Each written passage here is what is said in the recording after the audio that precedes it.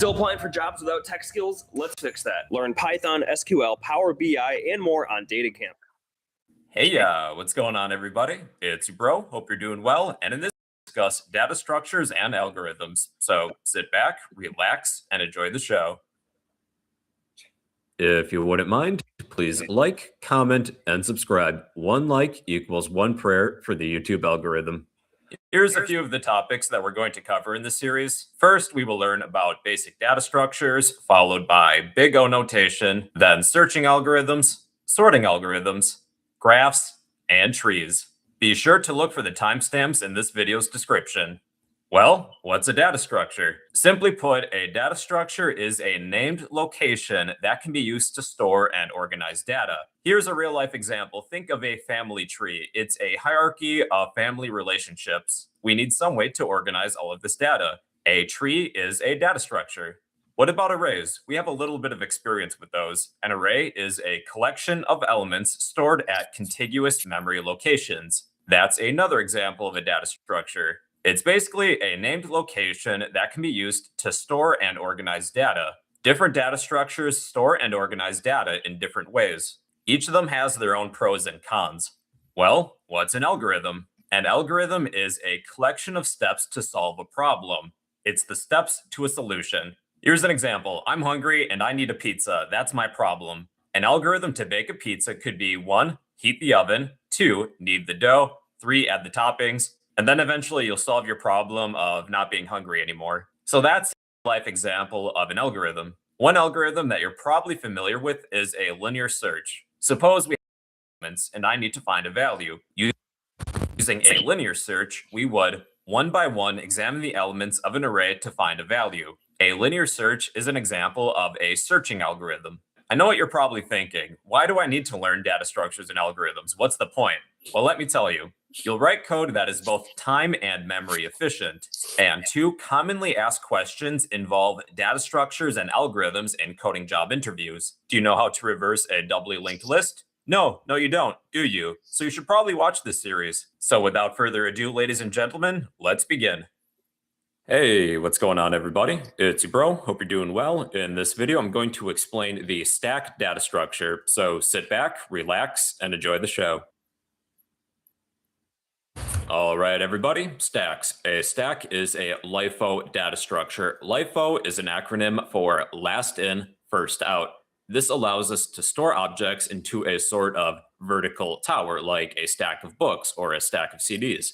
We use the push method to add objects to the top of the stack and the pop method to remove objects from the top. So here's a real-life example of us creating a stack data structure. After declaring our stack, we can add objects to our stack. The objects that we'll be adding are various video games. To add an object to our stack, we use the push method, like we're pushing something onto our stack. Minecraft onto the bottom of our stack. And then next, we'll add Skyrim, then maybe some Doom, then Borderlands, and then Final Fantasy. So this is a LIFO data structure, last in, first out. To access objects on the bottom of our stack, we first need to pop or remove objects from the top of our stack. If I need to access Minecraft on the bottom, I don't want to pull this from the bottom because everything on the top is going to fall, right? So that's kind of the concept. So in order to access Minecraft on the bottom, I need to pop or remove objects from the top in order to access objects on the bottom. In order to access Minecraft, I need to remove all the games on the top of my stack. So that's kind of the point of a stack data structure. Now let's create a stack. The language you use really doesn't matter for the most part. You can implement a stack in Java, Python, C++, C#. The language really doesn't matter. However, the syntax might be slightly different. I just so happen to be using Java, so I'll stick with that.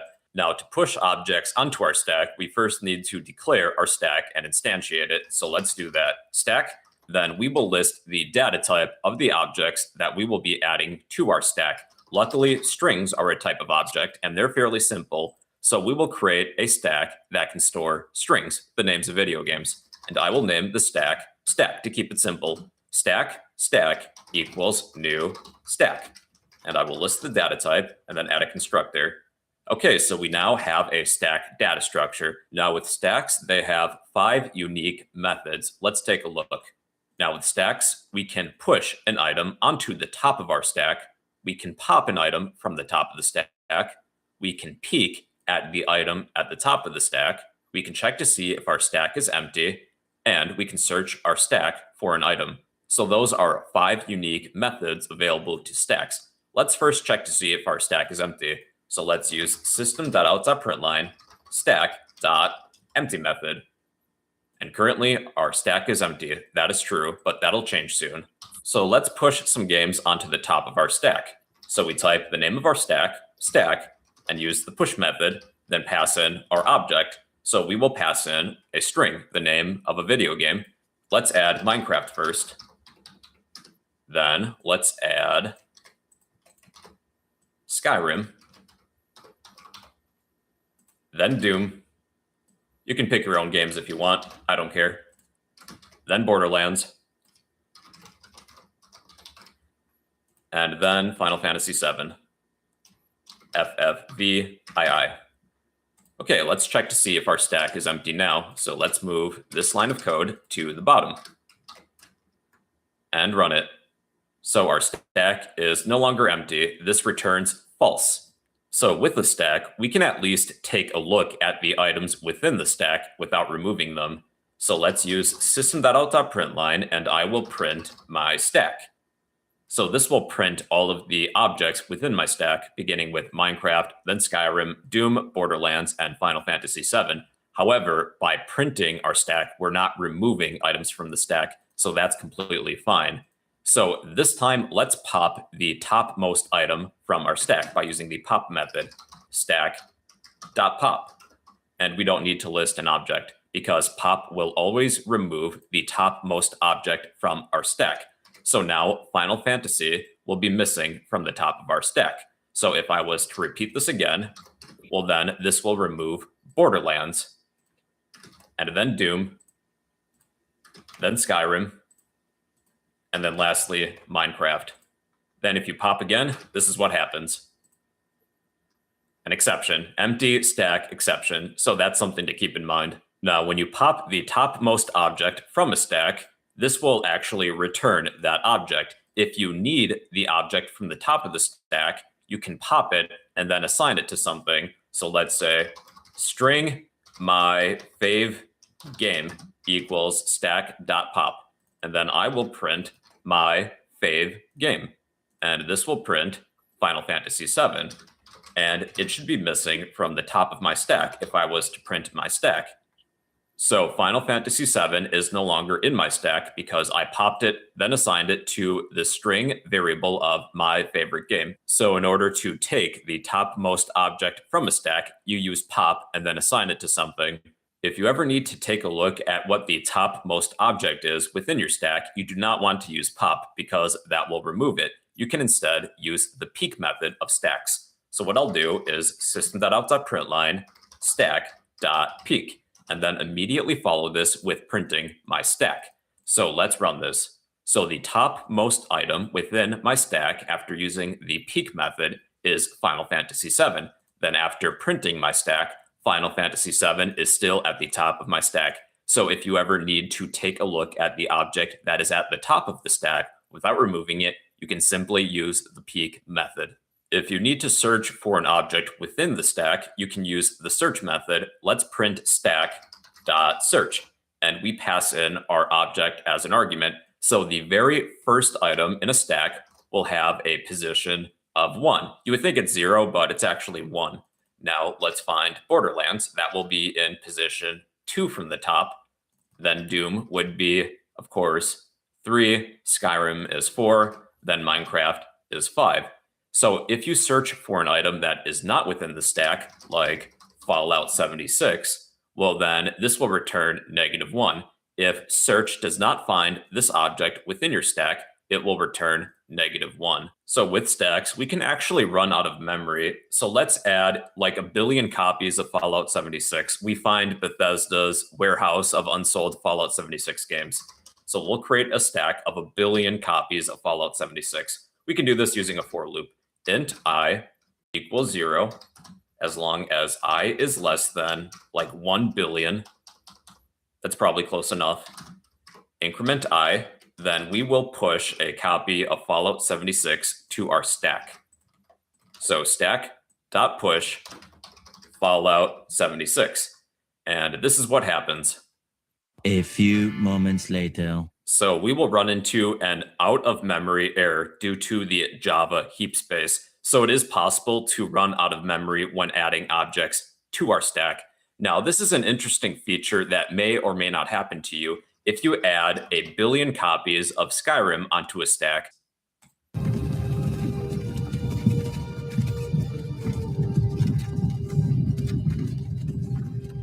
Damn it, Todd Howard, you did it again. Now, what are some uses of stacks? Here's a few examples. One, we can use them in undo, redo features in text editors, like when we go to edit, then undo typing, or redo typing. We can move back or forward through browser history by hitting the back or forward button in the top left corner of most web browsers. We can implement them in backtracking algorithms if we need to navigate a maze or search through file directories. And another is that we use them when calling functions. Whenever we call a function, we add what is known as a frame to the call stack, but I'll probably save this topic for another video. So in conclusion, everybody, a stack is a LIFO data structure, last in, first out. It stores objects into a sort of vertical tower, a stack of objects. You use the push method to add objects to the top and the pop method to remove objects from the top. So those are stack data structures. In the next video, we'll be covering queues, which work a little bit different. So if you can, give this video a thumbs up and drop a random comment down below. But yeah, that is a stack data structure in, well, computer science. What's going on, everybody? It's your bro. Hope you're doing well. In this video, I'm going to explain queues in computer science. So sit back, relax, and enjoy the show. If you find this video helpful, please remember to like, comment, and subscribe. Your support will help keep this channel running. Whoa, hey, we're talking about queues today. So queues are a FIFO data structure, not to be confused with FIFA. FIFO as in first in, first out. An example would be a line of people. It's first come, first serve. Whoever's there first gets helped first. So this is a collection designed for holding elements prior to processing. It's a linear data structure. Here's an example. Imagine that we're a cashier and we're selling tickets to a concert. We will help whoever approaches our register first. It's first come, first serve. In other words, it's FIFO, first in, first out. Unfortunately, a wild Karen appears and she would like to talk to the manager. Now, Karen is going to waste everybody's time, so it's going to be a while. In the meantime, Chad enters the line. He will enter in at the back and wait his turn, followed by Steve and then Harold. So Karen is at the head of our queue, our line, and Harold is all the way at the back, our tail. As you can see, Harold is very anxious right now. Once Karen has been defeated, Chad will move to the head of our queue. So Chad will now be helped next, and Harold will still be at the tail until somebody else enters the line. Once Chad has been helped, he will move out of our queue, and Steve is at the head now, and the tail will move as well. And then once Steve has been helped, Harold is the only one currently waiting in line for his tickets. He will be at both the head and the tail of our queue. So that's kind of how a queue works. It's first come, first serve, FIFO, first in, first out. If you were here first, then you will be helped first. Now, the concepts of adding and removing objects from a queue are known as both enqueuing and dequeuing. Enqueuing is the concept of adding an object to the end of our queue, our tail, and dequeuing is when we remove an object from the head of our queue. Now, what methods do you need to enqueue and dequeue from a queue? Well, it really depends on the programming language that you're working with. A lot of you voted for data structures and algorithms using Java, so I'll probably stick with Java then. Here's an example. Now, to enqueue and dequeue, we need, well, a queue. So let's create one. Queue. Then we need to list the data type of the objects that we're going to add to this queue.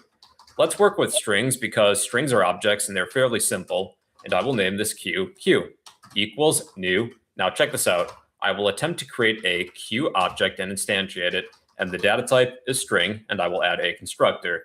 Now, we cannot instantiate the type queue. Here's the reason why. So if we take a look at the queue class right here, queue is actually an interface and not a class, and based on our lesson on interfaces, we cannot create an instance of an interface. An interface is meant to be more of like a template that we can apply to another class.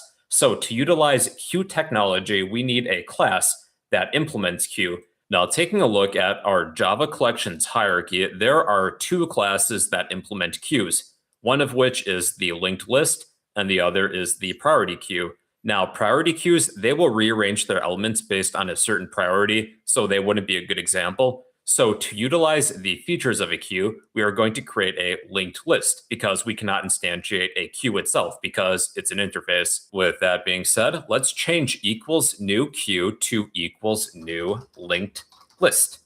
We won't be focusing on any of the features of linked lists. We'll save that for another video, maybe the next one. I haven't decided yet. So we will only cover the features that linked lists will utilize via the queue interface. Now, with the queue interface, there are three methods that we inherit from the collections parent class: add, remove, and element. These will do approximately the same thing as enqueuing, dequeuing, and peeking at the topmost element. However, they throw exceptions, and according to the documentation, it's actually better to use this column of methods instead. These will return a special value. We have offer, which will enqueue or add an element to the tail of our queue. Poll will dequeue. It will remove the head of our current queue. And then there is also peek. It will not remove the head, but it will examine it and return it. So those are the three dedicated methods that we implement via the queue interface. There's some additional methods too, which we'll cover later, which we inherit from the collections class. So let's begin by offering a bunch of people to our queue. This is how we enqueue or add elements to our queue. So first in our line, we have Karen. So to add her to the queue, we would type the name of our queue, queue.offer. And we will offer Karen to the front of our queue, and she would like to complain to the manager. Next, we have Chad, queue.offer Chad. Then we have Steve. And lastly, Harold. Okay, now if we were to display our queue, we'll place it within a print line statement. We will pass in Q as an argument, and this should display our queue in order. First, we have Karen at the head, then Chad, Steve, then Harold at the tail. One method that we implement from the queue interface is the peek method. We can use the peek method to examine and take a look at the object at the head of our queue. We're not actually going to remove the object at the head of the queue, but take a look at it. So within a print line statement, I will use queue.peek method. And after peeking over our cash register, unfortunately, Karen is at the front of the line. Now to dequeue, we can use the pull method. So type queue.pull, and this will dequeue your queue. So Karen is no longer at the head of our queue. So let's pull a couple more times for practice. So after pulling twice, Karen and Chad are now gone. Using pull a third time, we'll remove Steve. And lastly, Harold. Now, the nice thing about the pull method is that it will not cause an exception. According to the Java documentation, you can use element to peek, but it will throw an exception. So if I was to use element at the end, this would cause an exception then. So usually it's preferable to use this column of methods, even though they're similar. These will not throw exceptions: offer, pull, and peek. Now with queues, there are some additional methods that you might be interested in. The queue class will extend the collection class, so the queue class inherits everything that the collection class has. And there's some pretty useful methods within here. I'll show you a few. So the first is that we can check to see if our queue is empty. So within a print line statement, I will type queue.is empty. And if our queue is empty, this will return true. So if I move this line of code after we offer a bunch of strings, a bunch of people to our queue, if we check to see if our queue is empty, that will be false. There are people currently within our line. So that is the isEmpty method. We can also check to see the size of our queue. How long is our line? System.out.println queue.size. And the size of our line, our queue, is four objects. We have 4 people waiting in line to be helped. So that is the size method. And another is the contains method. We can check to see if our queue has a certain object that we're looking for. So within a print line statement, I will type queue.contains and then pass in an object. Let's check to see if Harold is at the back of the line. He's been waiting here patiently. Queue.contains Harold. And according to the contains method, Harold is in fact within our line. That is true. However, this method does not give the index the position in which Harold is in. Imagine that we yell out, "Hey, Harold, are you there?" And he yells back, "Yeah," or "True." That's kind of how the contains method works. So these are 3 useful methods that queues inherit from the collection class. Now, where could queues be useful? They're actually used in quite a number of things, but here's a few examples that came to mind. So one, they can be used in keyboard buffers. Have you ever typed so fast that the computer couldn't render all of the characters onto the screen? And all of those characters were added to a buffer. They were all displayed in sequence, and they were waiting for their turn to be displayed. So with a keyboard buffer, letters should appear on the screen in the order that they're pressed, right? First in, first out. They're also used in printer queues. Print jobs should be completed in order. So we would start with page 1, then page 2, and just follow that pattern. And as we discussed before, they're used in linked lists, priority queues, as well as breadth first search algorithms. Well, everybody, in conclusion, a queue is a FIFO data structure, first in, first out. It's a collection designed for holding elements prior to some sort of processing. It's a linear data structure. Imagine a bunch of people waiting in line. To enqueue, that means to add an element to the tail of our queue to the end. We can use the offer method in Java. To dequeue, we would use the pull method in Java. That will remove the element at the head of our queue. So that is the queue data structure. In the comments down below, let me know what you would tell Karen if she asked to speak with your manager. And that, ladies and gentlemen, is the queue data structure in the field of computer science. Hey, everybody, it's your bro. Hope you're doing well. And in this video, we're going to discuss priority queues in computer science. So sit back, relax, and enjoy the show. Hey, what's going on, everybody? So priority queues. A priority queue is a FIFO data structure, first in, first out. However, a major difference with priority queues is that before we start polling and serving elements, we put them in some sort of order. Higher priority elements are served first before elements with lower priority. So here's an example. Let's say that we have some student GPAs, and we'll place them all within a queue and then a priority queue and take a look at the differences. So let's create a queue. The data type is queue, and we are going to insert some doubles, some GPAs. I'll name this queue equals new. Now, queues are actually interfaces, and we can't implement them directly. So we need to use a class that utilizes the queue interface. One that I know of is a linked list. Then finish instantiating it. Now, to add data to a queue, we use the offer method, queue.offer, and then pass in a GPA. Let's make sure that these are not in order. How about a 3.0? Then the next student has a, let's say, 2.5. Then a 4.0, 1.5, and 2.0. Okay, now let's display the elements of our queue. One easy way in which we can do that is to use a while loop. And this is our condition. We'll continue this while not logical operator queue dot is empty method. While our queue is not empty, poll each element and display it. So within a print line statement, let's use queue.poll to display and remove each element, beginning with the first one and then working our way to the end. So this will display the elements within my queue. So these are in first come, first serve order. Whatever element we were offered first, we are serving that element first. If an element was added last, well, then it's served last. So that's a standard queue. Now with a priority queue, we're going to arrange them in some sort of order before we actually poll these elements. So let's change our linked list to a priority queue and run this again. And let's take a look at the differences. Okay, these are all in order now.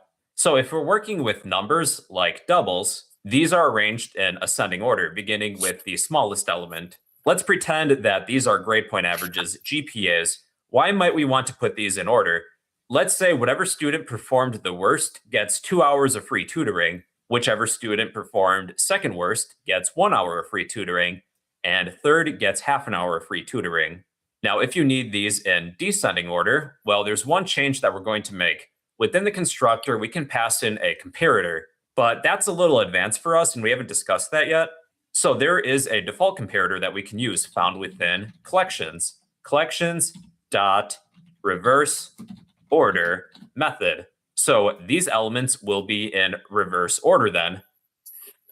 In this example, let's say that whichever student has the best GPA will receive, I don't know, a gold medal, like the Olympics. And the second best student will receive a silver medal, then a bronze medal. And then every student after that, I guess, will receive nothing. But that's okay, though. They got some free tutoring in the last example. Okay, now let's change the data type. Let's say that these are now strings. And let's put these in standard order. So let's change these to strings. Maybe this student has a B. This one has a C, A, F, and what are we missing? D. If we have a priority queue of strings, well, then these elements will be in alphabetical order. So if we need these in reverse alphabetical order, again, we can pass in a comparator. And then one that we can use is from collections, collections.reverse order. And these elements within our priority queue are now within reverse alphabetical order. So yeah, that's a priority queue. Think of it like a queue. However, we first sort these elements based on a certain priority. We will pull and serve the elements with the highest priorities first and work our way to elements with lower priority. So yeah, that's a priority queue. If you would like a copy of this code, I'll post this to the comment section down below. And well, yeah, those are priority queues in computer science. Eve to me is basically freedom. It's a giant open universe where you can do whatever you. Hey, what's going on, everybody? It's your bro. Hope you're doing well. In this video, we're going to discuss linked lists and computer science. So sit back, relax, and enjoy the show.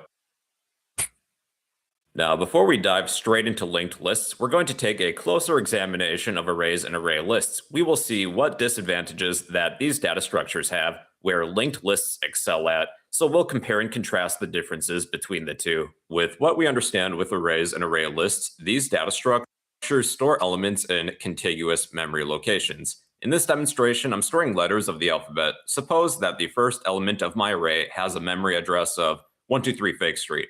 Obviously, these are not real memory addresses, but this is how I like to think about things. If this was a memory address, then the next element in my array may have an address of 125 Fake Street, then 127 Fake Street, 129 Fake Street, and then you just continue on in that pattern. Now, arrays are fantastic at randomly accessing elements because they have an index, but they're not so great at inserting or deleting elements, especially when those elements are closer to the beginning of the array. Here's an example. Suppose I need to insert a new element at index 3. Since this element is already occupied with a value, I would need to shift my elements to the right in order to accommodate room for this new element. So the process of shifting is cumbersome. But once this element is empty, then I can insert a new value. So it's not that big of a deal if I have a small data set, but imagine if I had 1 million elements. I would need to shift my data up to that many times, depending on the location of the insertion. And the same concept applies with deletion as well. We would shift our elements to the left to close the gap. You're probably thinking, dude, why are you talking about arrays in a video about linked lists? Well, where arrays have difficulty inserting and deleting, linked lists actually have the advantage. Here's a representation of a linked list. A linked list is made up of a long chain of nodes. Each node contains two parts, some data that we need to store, and an address to the next node in line, also referred to as a pointer. Linked lists do not have an index the same way that arrays do, but each node contains an address to where the next node is located. So these nodes are non-contiguous. They can really be anywhere within your computer's memory. If our initial node has a memory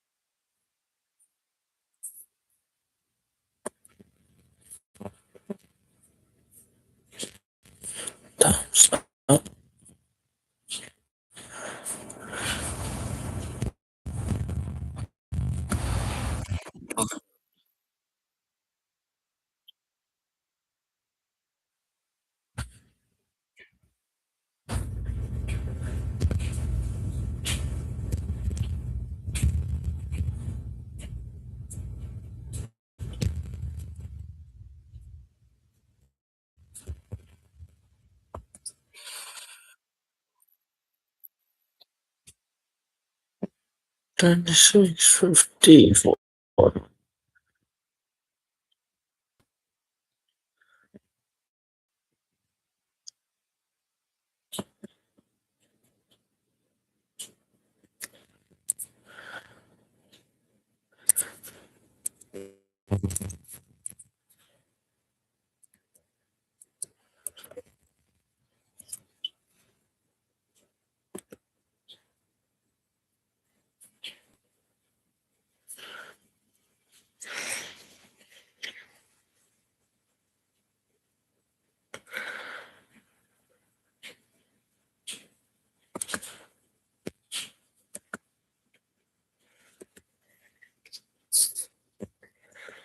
Let me recap what I learned.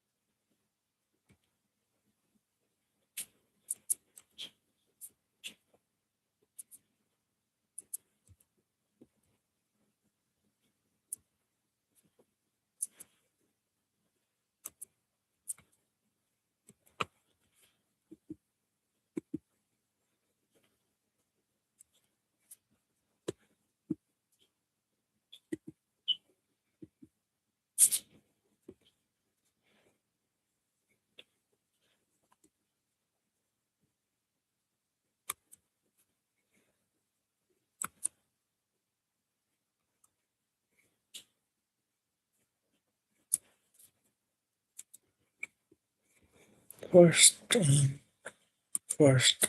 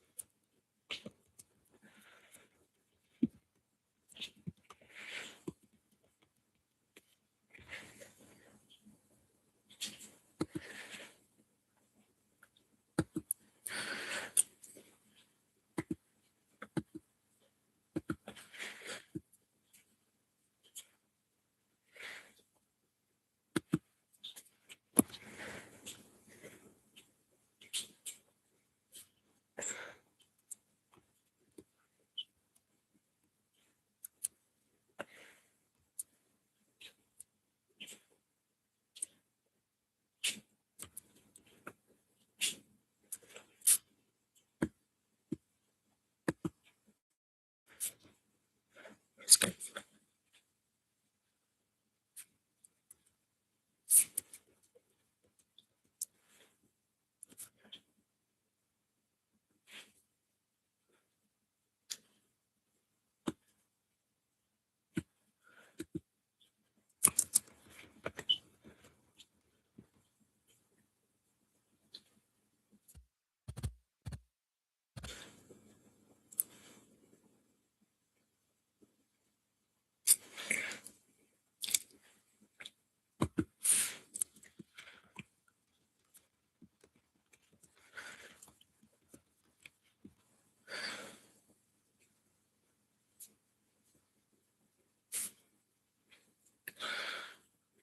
Yep.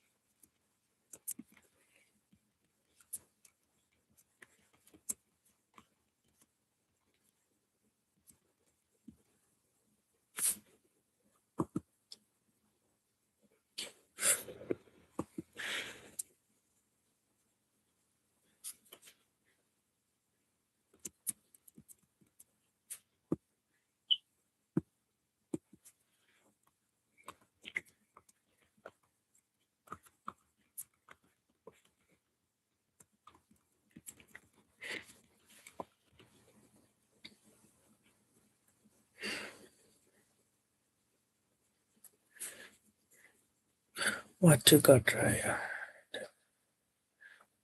Intent to shift, and the array is very large. The shifting can that's good. The small size text is used to cast list and not list array.